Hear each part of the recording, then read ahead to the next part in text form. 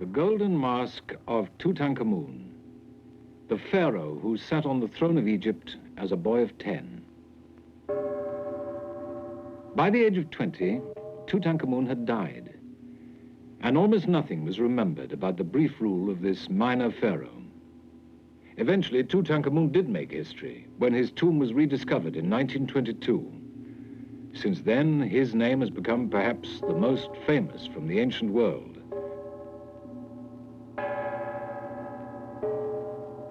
But still, we are left wondering at the source of this famous wealth, this superb craftsmanship. The pharaohs ruled Egypt for 3,000 years, right down to the time of Cleopatra. And every year, the waters of the Nile brought the life-giving flood, carrying rich soil for the crops of ancient Egypt.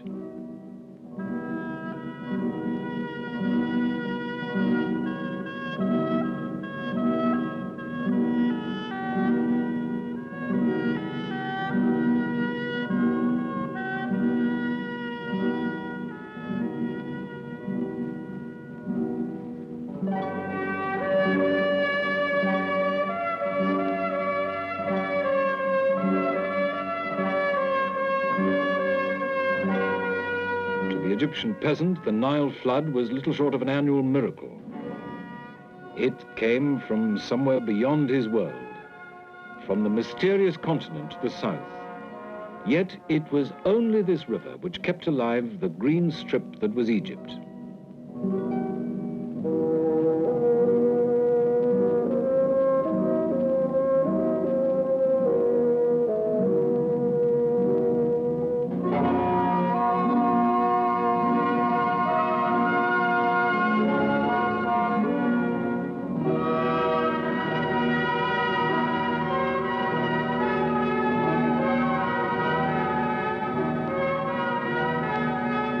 It was a Greek traveler and historian, Herodotus, who summed up the fertile land of Egypt as a gift of the Nile.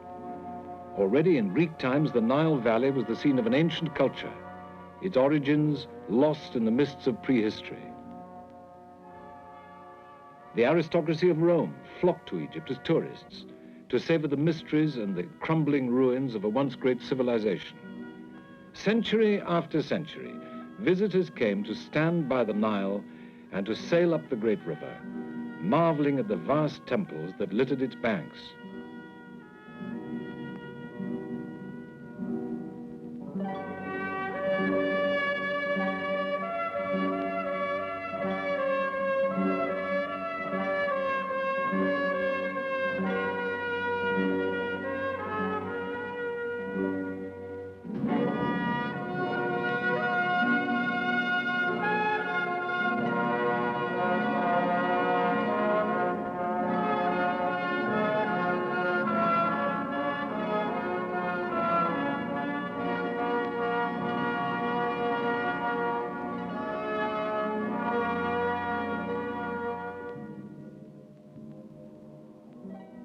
The people of Egypt had long since lost touch with the language of their ancestors.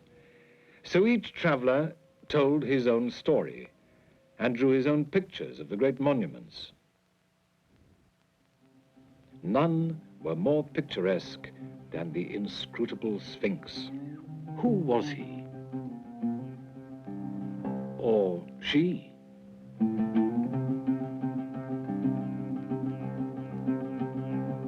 The Sphinx has suffered a variety of indignities in its long history.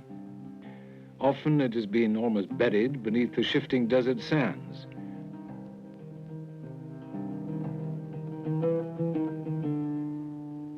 In 1400, the nose was broken by a cannonball, aimed by an indignant Muslim in protest at the enormity of such a graven image. In 1805, Napoleon came to conquer Egypt, and as well as soldiers, he brought with him an army of scholars and artists to survey the wonders of the Nile Valley. But the curiosity aroused by the Sphinx was as nothing beside the enigma of the pyramids.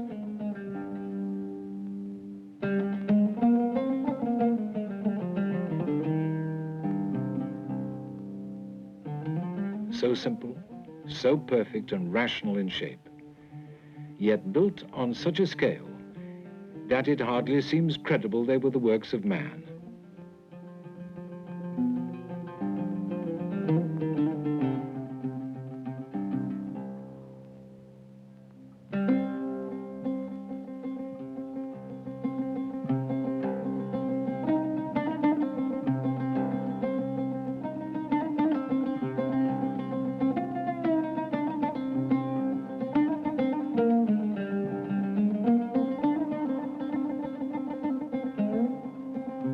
According to one tradition, the pyramids were Joseph's granaries, built by the children of Israel against the 7 lean years of famine. Others said they were a sanctuary from the great flood, or the sundials of a giant observatory. A century ago, the Astronomer Royal of Scotland claimed divine inspiration in deriving from the pyramids the distance of the Earth from the sun. The cynical ancient Greeks had other ideas. Aristotle described the pyramids as works of tyranny, part of a deliberate state policy of keeping the people in employment to divert them from mutinies and rebellions. Of course, the idea of pyramid building, especially on this colossal scale, was not the sudden whim of a single pharaoh. A few miles south of Cairo, another group of pyramids rises beyond the green oasis of the Nile Valley. Many have been reduced by time to mere heaps of rubble, but there remains one of man's first great building projects, the step pyramid of King Djoser. For centuries, Egyptians had built their houses of mud brick, which lasted well enough in the dry climate. But ancient Egypt was inspired by a sense of eternity in the person of the pharaoh, who was a living god. During his earthly rule, it was the duty of the pharaoh and his subjects to provide for this destiny. To us, it seems obvious that Djoser would build in stone to ensure the survival of his great religious complex.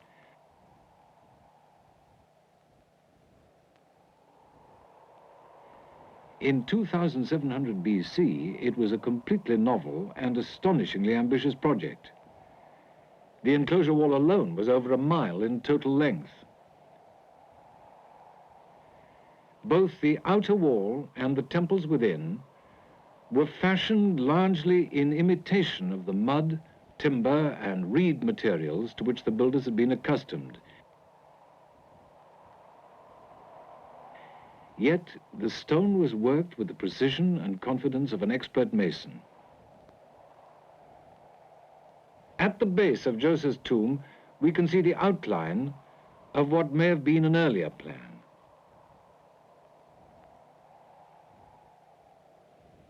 Piled on top of this are the layers of a step pyramid, rising like a giant staircase towards the heavens.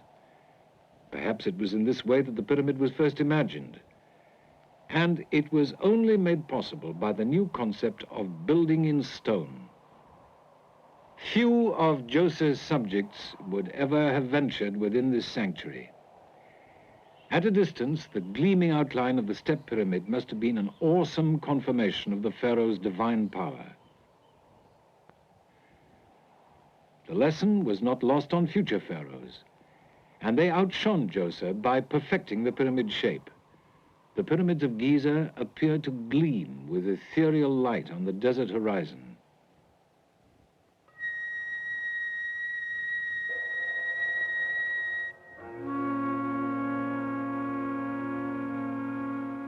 For later civilizations, it was the gloom of the pyramid interior that held the secret of its real purpose.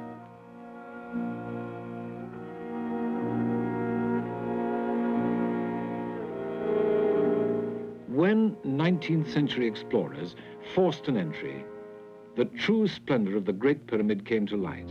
Here, deep within the pyramid core, was a superbly engineered gallery through which the pharaoh's funeral procession would ascend towards its final sanctuary.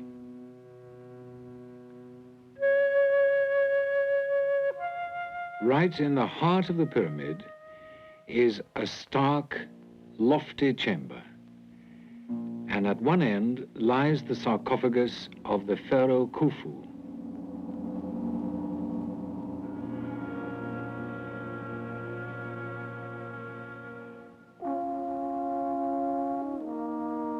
The intruders discovered they were by no means the first to violate this sanctuary. They found the chamber totally bare and the sarcophagus empty.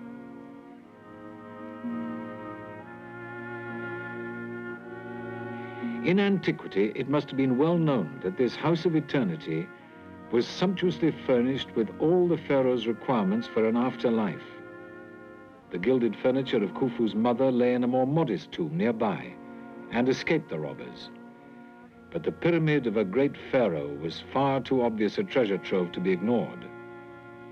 In the long run, desecration of the tomb by robbers was probably inevitable, though the pyramid builders had elaborate plans for sealing off the entry passages.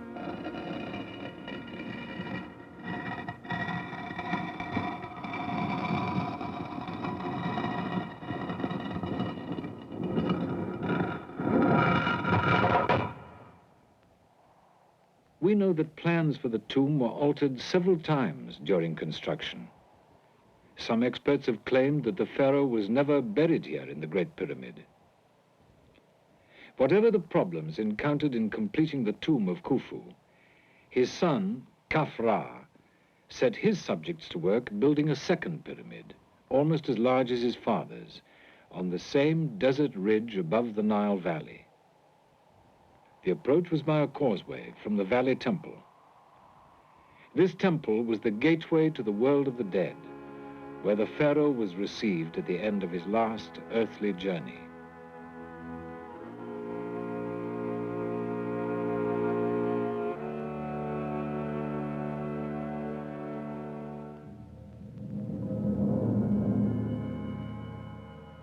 We can recognize the foundations of architecture in the dignity of these massive columns and lintels of pink granite. The rough-hewn stone from distant quarries was fitted and polished with the same exacting care as the burial chambers within the pyramid. In the seclusion of the temple was found this statue of Khafra.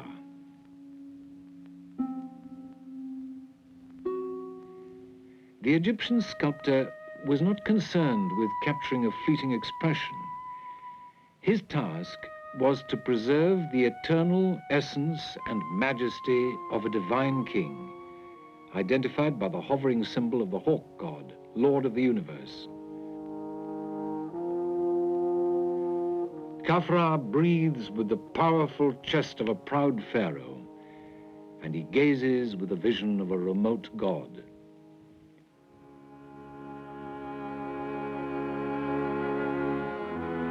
Perhaps it is Khafra's serene features which also gaze at us from the Sphinx. Left over from the pyramid quarries was an outcrop of soft, unusable rock, which was sculpted in the likeness of the pharaoh.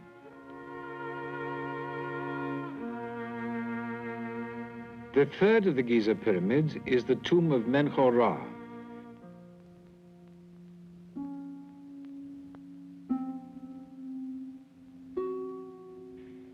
Within his temple, he was depicted with a consort of elegant goddesses. With the sculptor's aid, Menkaure aspires, both in physique and in profile, to the ideal of divine presence. But his pyramid was on a much reduced scale. Though the craftsmanship was still immaculate, the precisely fitted granite casing blocks were left unfinished at his death.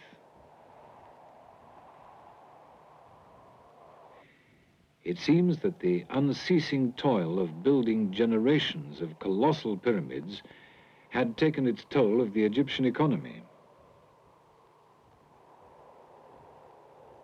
The granite was quarried at Aswan, 500 miles upriver.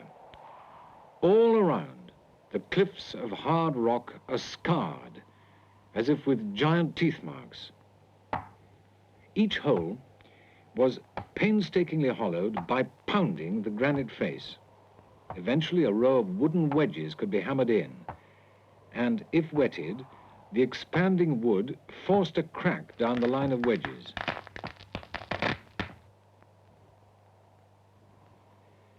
These methods changed little over many centuries, but the primitive Egyptian technology was little deterrent to their ambitions. This was to be an obelisk, carved in one piece from the living rock. Modern experts have estimated its weight at 1,160 tons of solid rock. And to think that the obelisk cracked only a few months short of completion. Perhaps all concerned privately offered thanks to the gods for this blessing in disguise. Certainly, if the weight of evidence had not been abandoned on the spot, the story would be unbelievable. It's hard enough to credit the tonnage of granite that was prized from the quarries of Aswan and floated almost the length of Egypt to the pyramid sites.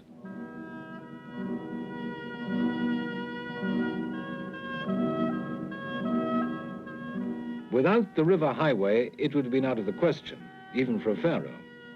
Along the banks of the Nile, the people of Egypt must have paused to watch the stately progress of the great stone barges.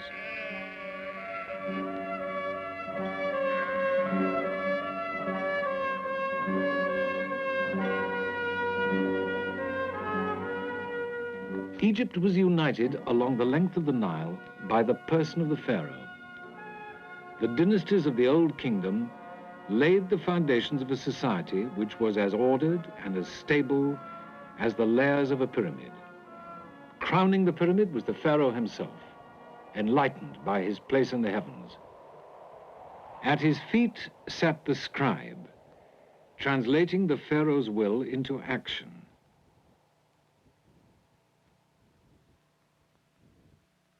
The scribes were an elite who had earned their privileged position by years of repetitive study. Ancient Egypt was blessed with great natural advantages. Unlike the Tigris and Euphrates, the Nile flood was usually consistent and reliable. Politically, the early pharaohs had united the Nile Valley, and the entire kingdom was ruled almost as if it were the pharaoh's private estate, with his subjects as the tenant farmers. At the pharaoh's court, his close relatives were seated with formal dignity. The prince held the rank commander of the archers and is endowed with sharp eyes and a suitably military moustache. His princess is more aloof and withdrawn. Men of ability, but more humble origin, could also make their mark. And the old kingdom of Egypt relapsed into a local rule of feudal princes.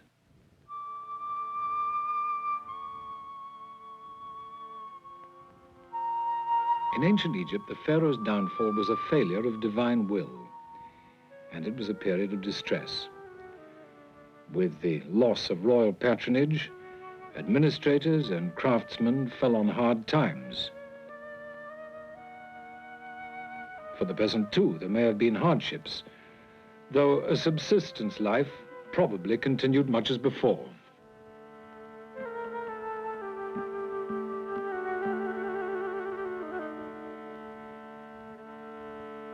Egypt was reunited under the Middle Kingdom.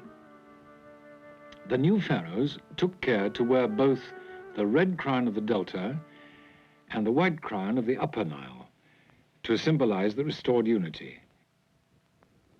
But the passing of the Old Kingdom had compromised the pharaoh's divine authority. The strained expression and the stiff sculpture betray a loss of majesty. Though reasonably prosperous, the Middle Kingdom lacked the confidence of the old rule. As the generations pass, we see the strains of office carved in the weary face of a very human pharaoh.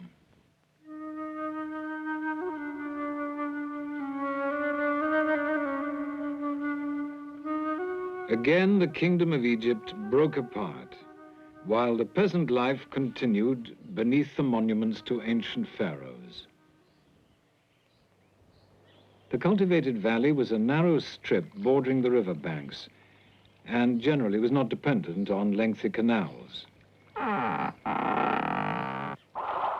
Even in unsettled times, the peasant could usually bring water to some of his fields.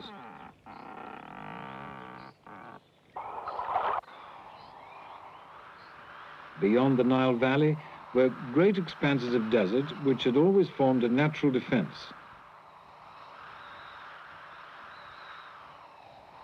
Between these desert walls, the traffic of the Nile could take advantage of the prevailing wind to sail upriver and the current for drifting downriver. The Nile Delta was a vast area of marsh and reeds. It had always been a favorite place for hunting, but it also contained one of Egypt's most important raw materials. The reed, which grew so abundantly, was papyrus. The Egyptians put it to many uses: as a fuel, for eating in salads, for basket making, and of course for making paper.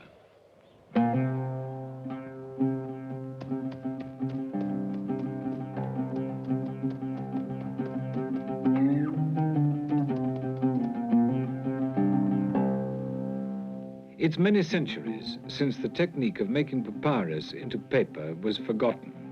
But recently, in Egypt, with research and the help of ancient texts, the craft has been revived.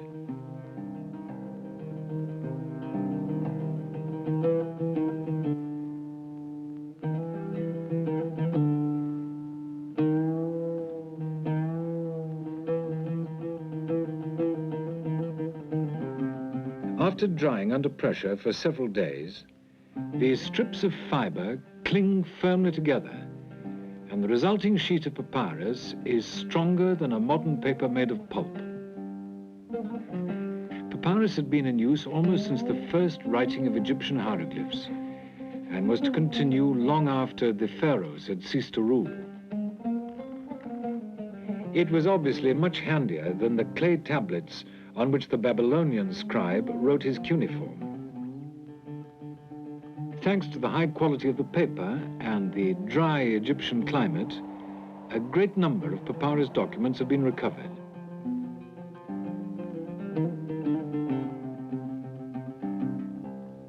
The harvesting and manufacture of papyrus grew into considerable industry, and in later periods it was an important business to countries all over the classical world. The scribes did much to keep Egypt going through the varying fortunes of the kingdom, and it's through their faithful records that we've learned so much of ancient Egypt. Death, or rather the preparation for eternity, had always been an obsession of the ancient Egyptians. This is the oldest mummy ever found. He was a court musician, and he died about 4,500 years ago. Mummification took up to 70 days in a strange combination of elaborate ritual and careful technique.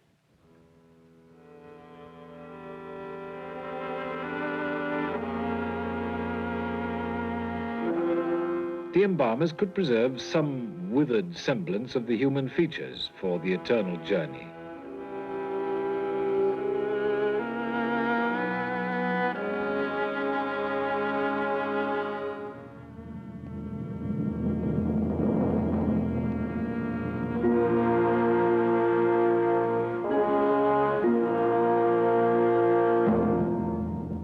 Among the pharaohs of Egypt, the last great name was Ramses II, and he took good care to leave a deep impression.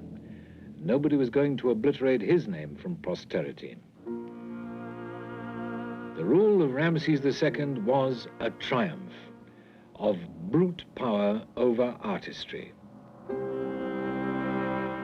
Enormously heavy statues glowered down at the populace from in front of the most colossal temples that man has ever contrived to build. In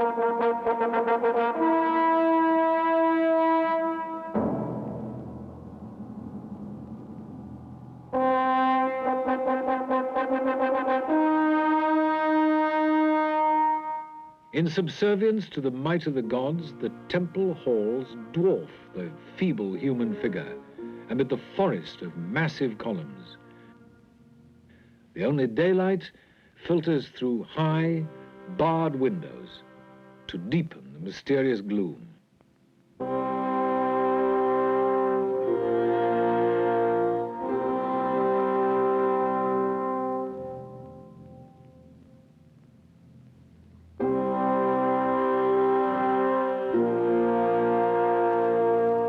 To execute these grandiose projects, the pharaoh could still call on great numbers of excellent craftsmen. Enormous areas of stone were carved in arrogant scenes of the pharaoh hunting like a superman and trampling his helpless enemies to the ground. Yet, for all this blustering propaganda, the Egyptian temple begins to look more like a fortress, as if the pharaoh's people were no longer to be trusted. Certainly it appears that Ramses was obsessed with the need to prove that he was larger than life.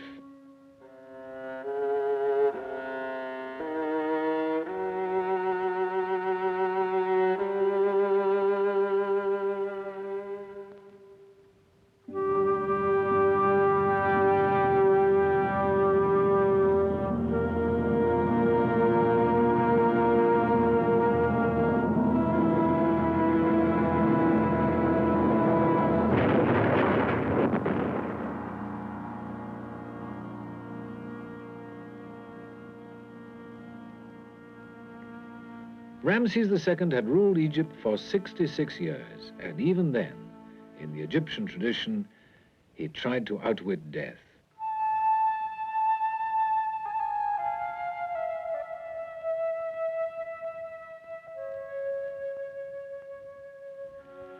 His vast monuments continued to overshadow ordinary men, but they were the hollow boast of an empire moving gradually towards decline.